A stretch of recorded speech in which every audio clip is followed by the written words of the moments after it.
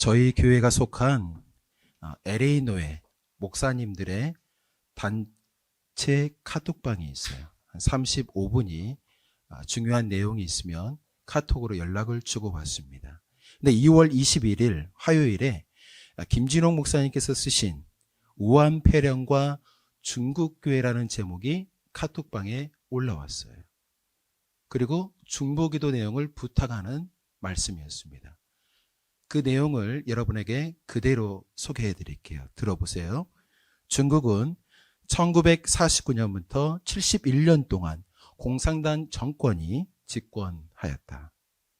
우한에서 폐렴이 일어나기 1년 전부터 공산당 정권은 교회를 박해하기 시작을 했다. 이 박해가 중요한 것은 우한을 중국 정부가 종교 정책을 펼치는 시범지역으로 선정했기 때문이다. 중국 정부는 교회 종탑을 불로 태우고 포크레인으로 교회를 밀어버리는 상황에 이르렀다. 또한 우한에 머무는 한국인 모든 선교사들을 추방을 시켰다. 또한 중국교회 지도자들을 탄압하고 투옥하고 성경을 불태우고 남아있는 교회당 안에 CCTV를 설치하여서 관찰을 하고 있다. 그리고 교회당 안에 시진핑 주석의 초상화를 걸게 하였다. 이런 일들을 중국 당국이 언론 매체를 통제하여 알려지지 않았다. 그런데 지난 11월부터 우한 폐렴이 돌기 시작하자 그 병에 감염되어 죽은 첫 번째 희생자가 교회의 철거반 반장이었다. 그가 첫 번째 희생자가 되자 사정을 아는 사람들이 생각하게 되었다. 교회 박해와 우한 폐렴이 상관 있는 것은 아닐까. 그리고 그 생각은 입으로 전달되기 시작했다는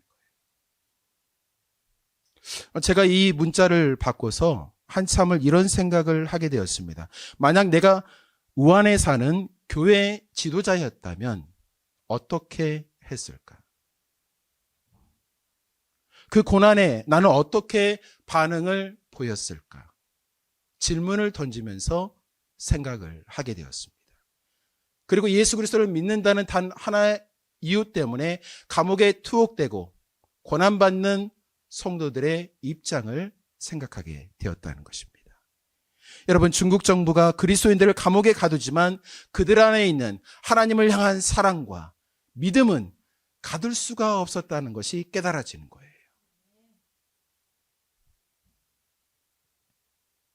여러분, 마찬가지로 1세기 로마가 통치하는 시대는 어떠했을까요?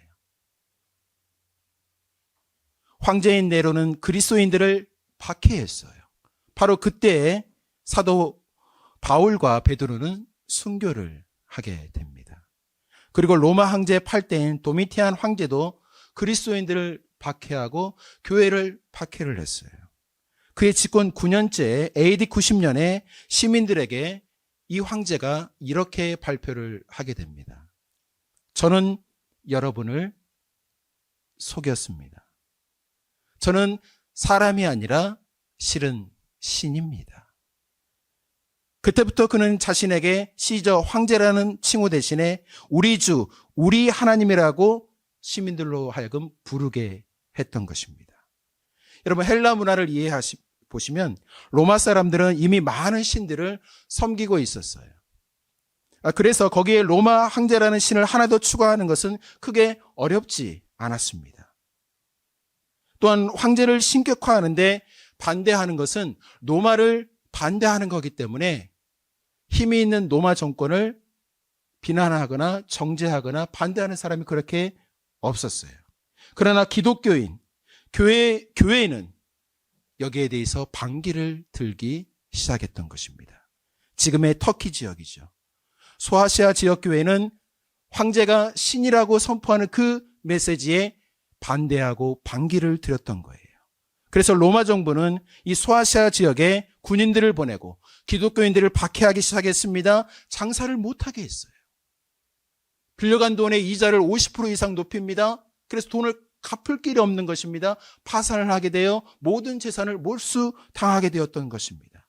그래서 기독교인들은 바다의 섬으로, 사막으로, 광야로, 지하 동굴로 들어가서 살게 되었던 거예요. 그들 곁에는 죽음의 두려움이 늘 곁에 있었던 거예요. 더 나아가 엄청난 경제적인 문제, 먹는 문제, 자녀의 문제, 교육 문제, 그 문제 앞에 어찌할 바를 모르는 상황이었던 것입니다. 그들 앞에 미래는 불투명해요. 언제 죽을지 몰라요. 감옥에 갇혀 또한 죽음을 기다리는 공포 가운데 있어야만 했습니다.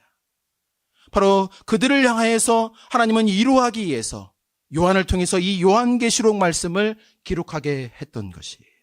더 나아가 소아시아 7교회 교회를 향하여서 도전하고 깨우는 메시지가 바로 이 요한계시록에 기록되어 있습니다. 여러분, 오늘 이 요한계시록 말씀을 읽었는데요. 이 요한계시록의 저자가 누구라고 했죠, 제가요? 요한이에요. 예수님께서 사랑한 요한입니다. 요한은 누구입니까? 예수님께서 십자가에서 죽어가실 때 예수님께서 육신의 어머니 마리아를 누구에게 맡겼습니까? 요한에게 맡겼어요. 요한은 누구보다도 예수님께 사랑받고 예수님을 사랑했던 예수님의 제자였습니다. 주님께서 승천하신 이후에 11 제자들은 전 세계로 돌아다니면서 복음을 전하고 순교를 하게 됩니다. 그러나 요한은 에베소로 가요. 에베소 지역에 가서 복음을 전하고 교회를 세우기 시작합니다. 그리고 그의 나이가 90이 훌쩍이 넘었어요. 왜 그가 장수할 수 있었을까요? 바로 육신의 어머니, 예수님의 육신의 어머니 마리아를 돌봐야 하기 때문에 장수해야만 했던 것이죠. 그런데 그가 90이 넘은 나이에 로마 황제 도미티아누스 명령을 따라서 반모섬으로 유배를 가게 됩니다. 반모섬은 죄수들이 사는 곳이에요. 반모섬은 에베소 지역에서 40마일 정도 떨어진 섬이에요. 거의 나무가 없습니다. 구글에서 이 반모섬을 쳐보시면 지금 현재 상황의 지도를 볼 수가 있어요. 제가 와치를 해봤더니요, 거의 나무가 없어요. 요한이 유배당했던 그 시절에는 거의 돌산입니다. 근데 지금 유명한 관광지가 되었어요. 반모섬에 가시면 요한이 환상을 보고 하나님의 말씀을 들었던 동굴이 그대로 유지되어 있습니다. 요한은 사도를 기리기 위해서 수도원이 자리 잡고 있어요. 많은 사람들이 방문하는 유명한 섬이 되었어요. 그런데 여러분, 황제가 요한을 반모섬으로 유배를 보낸 이유가 있습니다. 예수님의 마지막 제자였던 요한도 무기력하게 유배지로 끌려가지 않느냐. 하나님이 정말 전능하시고 살아계시다면 왜 요한을 막아주지 않느냐? 너희가 믿는 하나님은 진짜 신이 아니다. 가짜 신이다. 무력한 신이다. 모든 권력과 힘을 가진 황제가 진짜 신이다. 라고 가르쳐주기 위해서 요한을 반모섬으로 유배를 보냈던 것이에요. 사랑하는 여러분, 요한의 심정은 어떠한 심정이었을까요? 만약 여러분이 요한이었다면 어떻게 했을까요? 요한이 거하는 반모섬은 죽음을 기다리는 장소예요. 희망이 사라진 곳입니다. 눈물을 흘리는 쓸쓸한 섬이에요. 반모섬은 외로움과 괴로움이 가득한 유배지였던 것입니다. 세상의 손가락질을 받는 곳이에요. 고독의 장소입니다. 그러나 하나님은 반모섬에 있는 요한을 위로해 주세요. 하나님은 고난 가운데 있는 소아시아 7교회를 위로하고 도전하기 위해서 요한에게 말씀하십니다. 마찬가지로 21세기를 이민자로 살아가시는 여러분을 향하여서 하나님은 위로의 하나님이 되는 줄 믿습니다.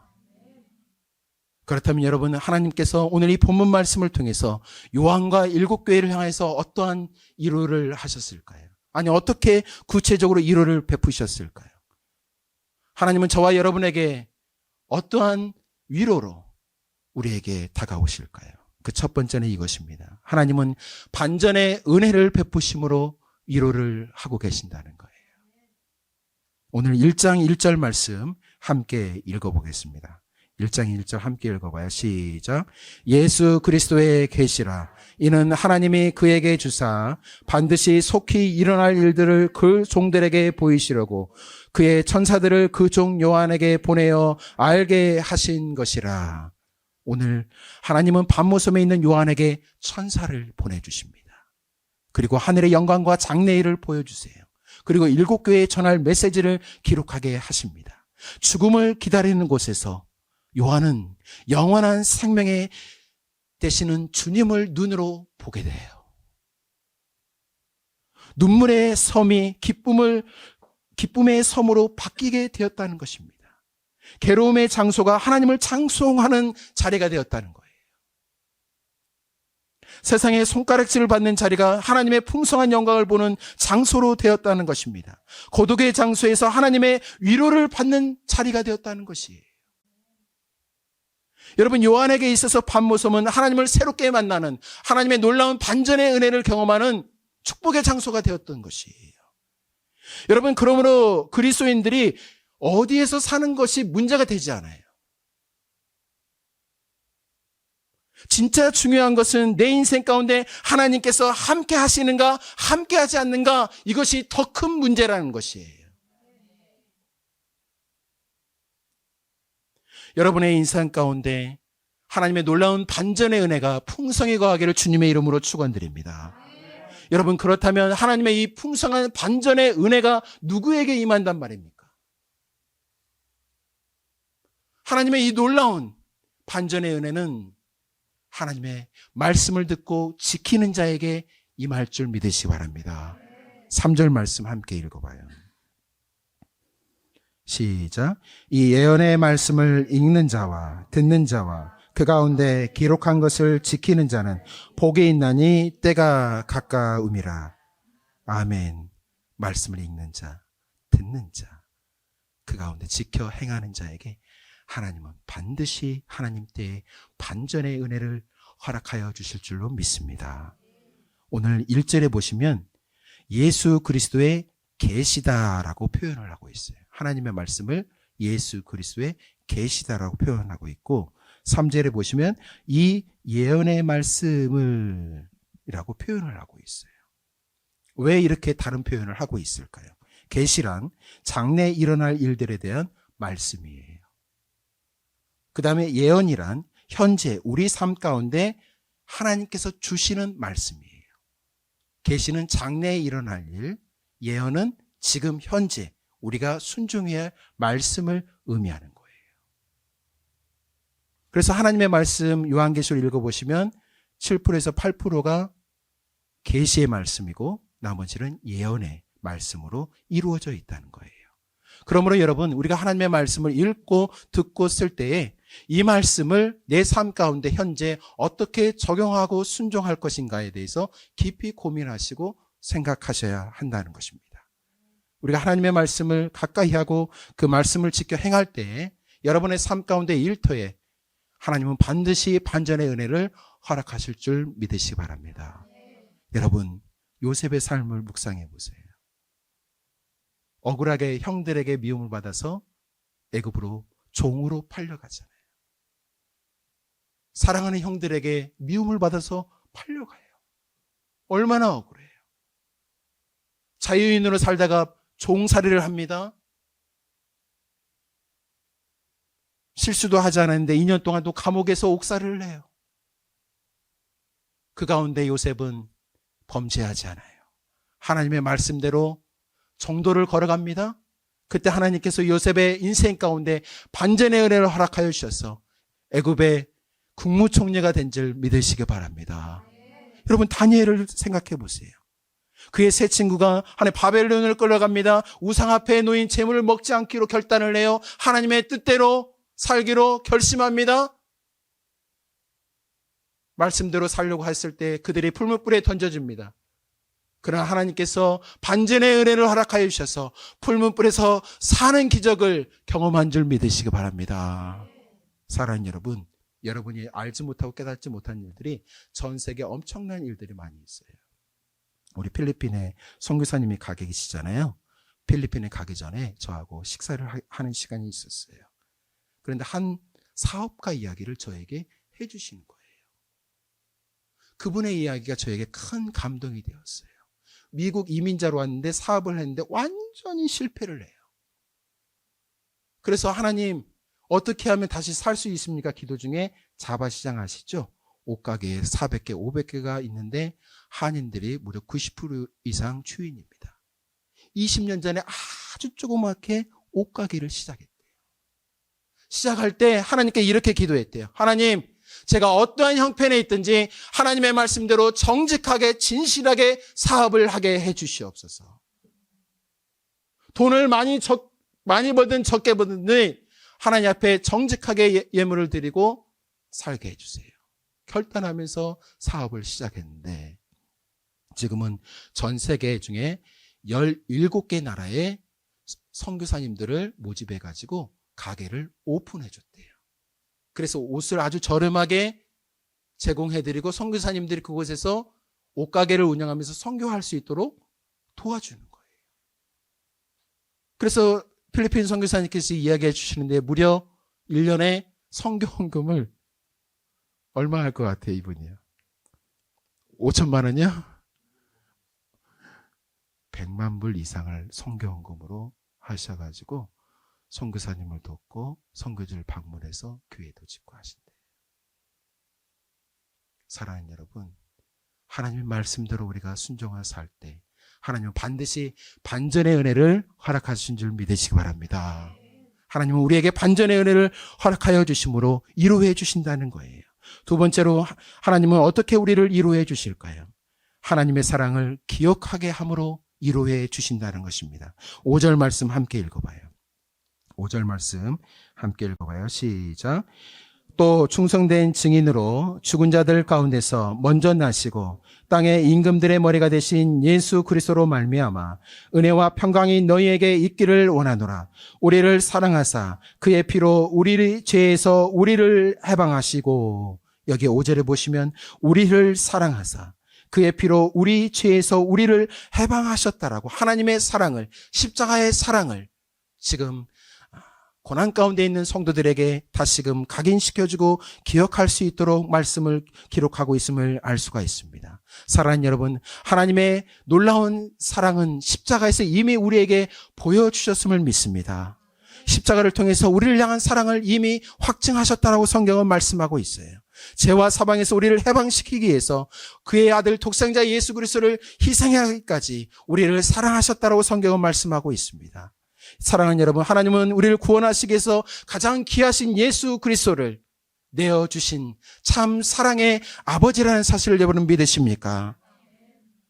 성경은 그의 사랑이 끝이 없다라고 말씀하십니다. 그분의 사랑이 영원한 사랑이라고 말씀하시고 그분의 사랑은 영원토록 변치 않는 사랑이라고 말씀하십니다. 바울 사도는 그 사랑을 깊이 경험했던 사람이에요. 그가 복음을 전하다 로마 감옥에 갇혀서 죽음을 기다립니다. 그 로마 감옥에서 썼던 말씀이 에베소서, 필리포서, 골로새서, 빌레몬서, 에벨골빌이라고 해요. 신학대학원 시험 볼 때 그렇게 해왔어요. 서두 이 말씀을 읽어보세요. 첫 장부터 하나님의 사랑을 이야기합니다. 죽음을 기다리는 노사도가 고난 가운데 있는 교회 성도들을 향하여서 첫 번째로 전하는 메시지, 그것은 하나님의 사랑이었어요. 놀라운 하나님의 사랑을 기억하게 함으로 말미암아 그 고난 가운데 있는 성도들이 그 고난을 이기고 하나님 주시는 저 하늘나라 소망을 보며 나아갈 수 있도록 하셨다는 것입니다.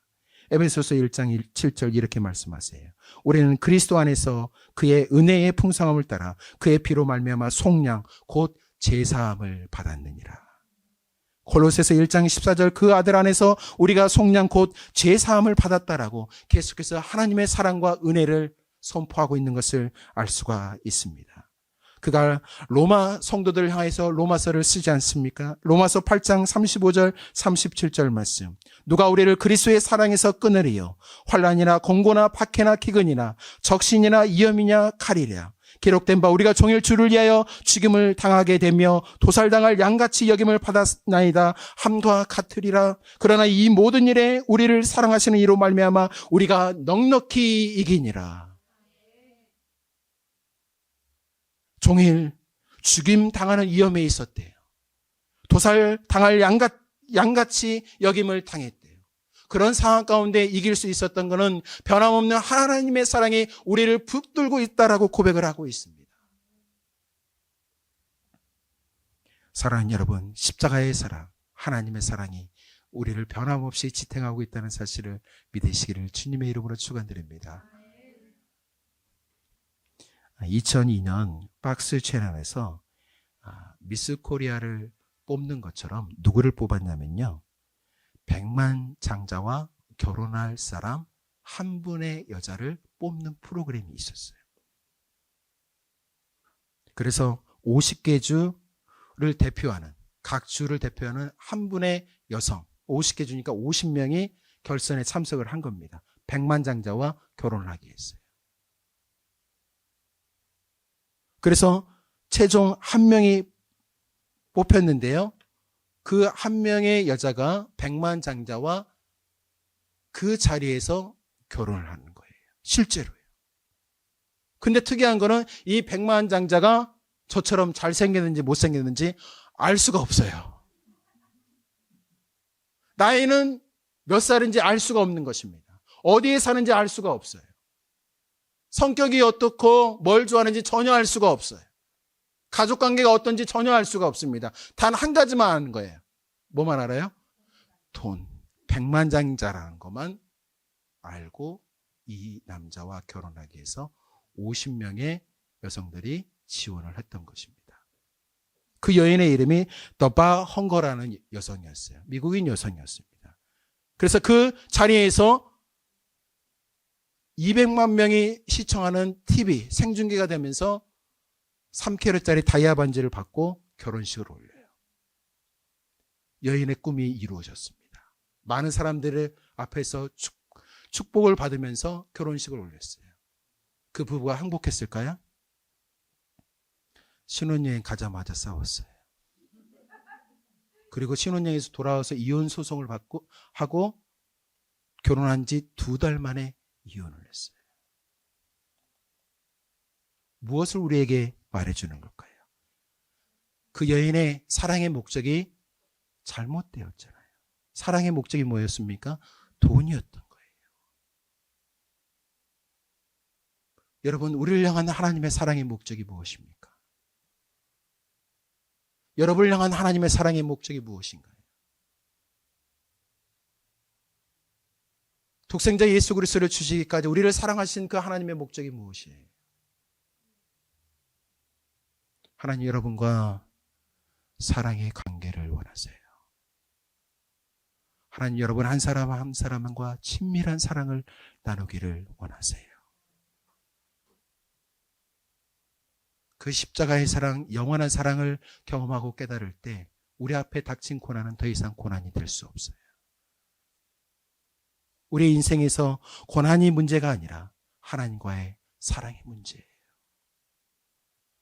여러분, 이민자로 살아갈 때 하나님의 큰 사랑, 변함없는 사랑을 깨달아 어떠한 고난이 닥치더라도 하나님의 이루하심을 경험하는 주의 성도들 되기를 주님의 이름으로 축원드립니다. 여러분, 오늘 이 말씀을 통해서 하나님은 7교회와 요한을 어떻게 이루하실까요? 또 하나님은 오늘 이 살아가는 저와 여러분에게 어떻게 이루를 하실까요? 오늘 6절 말씀 함께 읽어보도록 하겠습니다. 읽어봐요. 시작.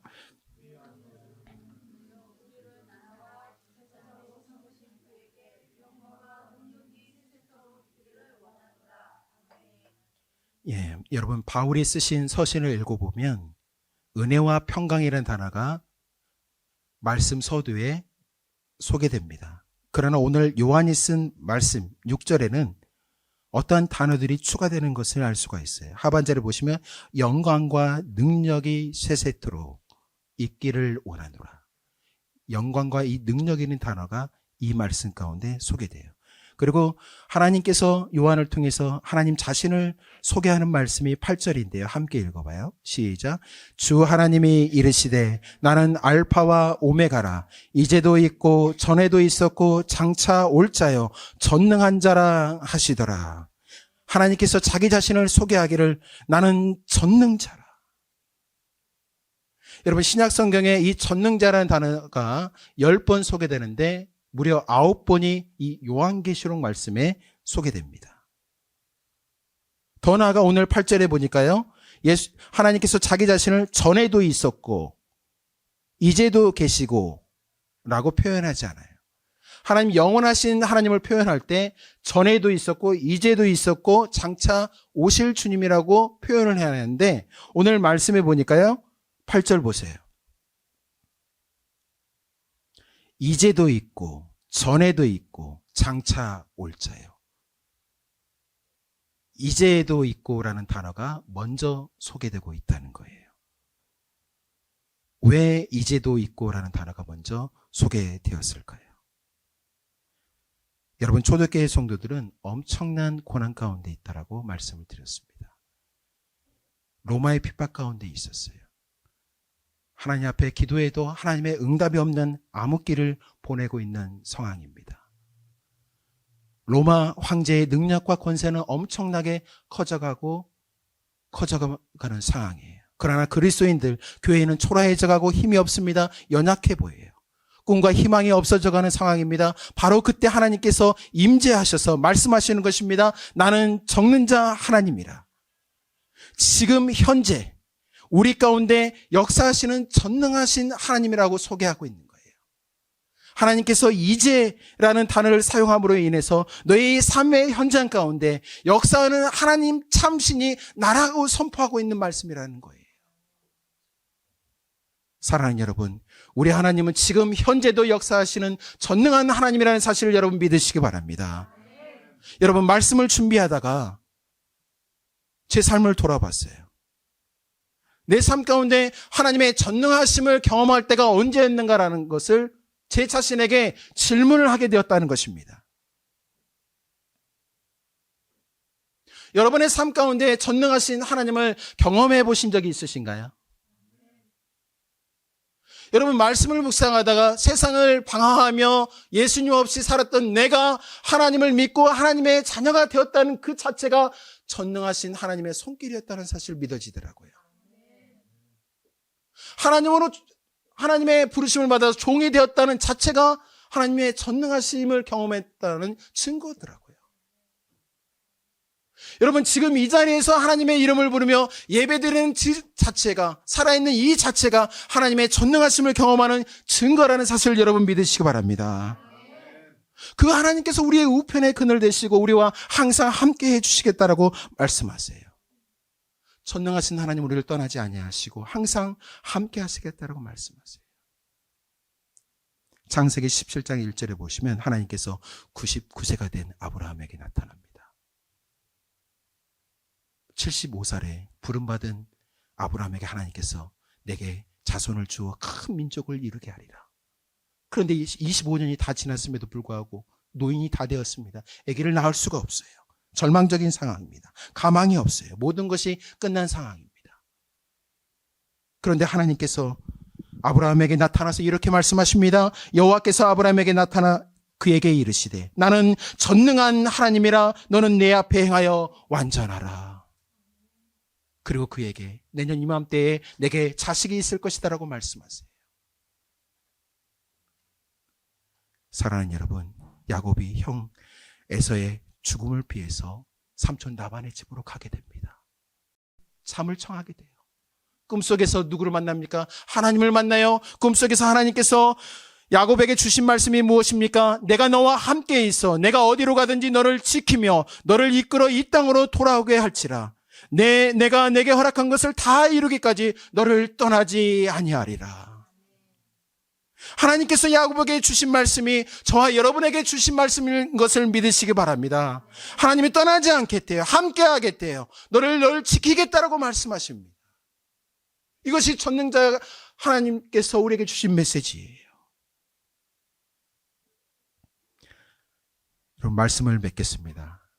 여러분, 생각해 보면 우리의 인생이 마라톤과 같아요. 우리의 인생이 결승점을 향해서 뛰어가는 마라톤과 같아요. 뉴욕 마라톤 대회가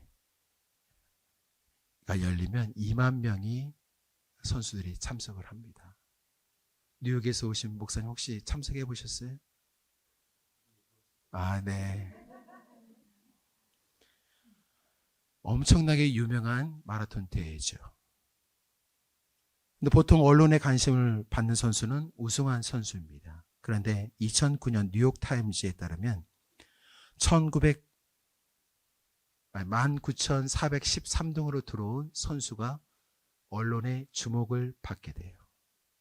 이 선수가 누구냐면요, 1986년 뉴욕 마라톤 대회에서 꼴등으로 들어온 밥 윌랜드라는 사람이었어요.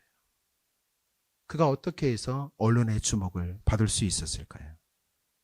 보통 마라톤 하면 선수들은 2시간대에 다 들어오게 됩니다. 그런데 이 선수는 수일 동안 마라톤을 뛴 거예요. 며칠을 걸려서 결승점에 도착한 겁니다. 알고 봤더니 월남전에 참전했다가 폭탄에 맞아가지고 두 다리를 완전히 잃은 거예요. 그리고 특수 제작된 고무를 몸에다가 받치고 이 양 주먹에 고무장갑을 끼고 두 팔로 짚고 몸을 움직이고 짚고 몸을 움직이고 이렇게 해서 수일 동안 마라톤 대회에 참석해서 마침내 결승전에 참석한 거예요. 그래서 이 광경을 그때 당시 대통령이었던 레이건 대통령이 보고 있었어요. 그래서 윌랜드가 결승전에 돌아왔을 때 대통령이 그에게 이렇게 묻습니다. 당신의 양손으로 이렇게 힘든 여정을 시도한 이유가 무엇입니까? 대통령이 그에게 물어요. 그러자 그가 이렇게 대답을 합니다. 영어로 했겠죠. 들어보세요. So, it's too soon to quit. 여기서 포기하기엔 너무나 이릅니다. 유명한 말을 남겼어요. 그래서 대통령이 그에게 당신은 정말 영감을 주는 사람이군요. 그래서 그 많은 사람들에게 도전과 희망을 줬던 그의 스토리가 뉴스페이퍼에 실리게 되었던 것입니다. 사랑하는 여러분, 우리의 인생의 여정 가운데 고난과 어려움이 찾아올 수 있어요. 그러나 그리스도인들은 포기하지 않는 사람인 거예요. 왜냐하면 유래의 주님께서 함께 하시잖아요. 그 유래의 주님께서 우리에게 반전의 은혜를 주실 것을 약속하십니다. 유래의 주님께서 우리에게 십자가의 사랑을 날마다 확인시켜 주십니다. 유래의 주님께서 우리에게 너와 항상 함께하리라고 말씀하십니다. 인생의 경주를 주님 나라 갈 때까지 잘 맞추시기를 주님의 이름으로 축원드립니다. 기도하겠습니다.